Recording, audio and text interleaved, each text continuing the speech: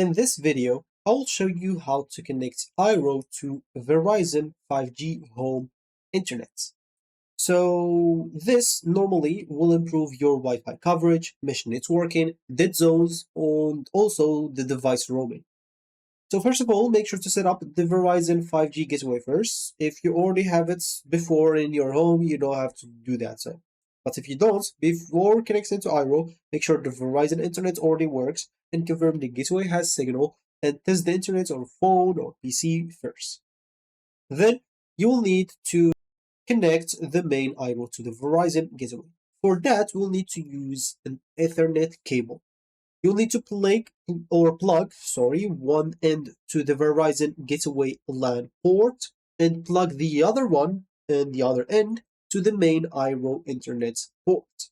Usually, it's plug and play. You don't have to do anything. Other than that, you'll need to go and install the Eero application if you don't have it on your phone. Install it and sign in or create your account if you don't have one.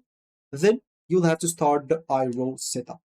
Just get close to the Eero device, and inside the app, you will need to tap on set up the Eero network and follow the instructions. It should be very easily.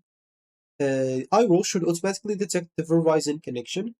Once you finish with the instructions that you'll have to follow, you will find yourself done. You can just go to settings and create basically your Wi-Fi network. You can choose your Wi-Fi name or SSID and password, and devices you'll have to connect now to the Eero network, not the T-Mobile.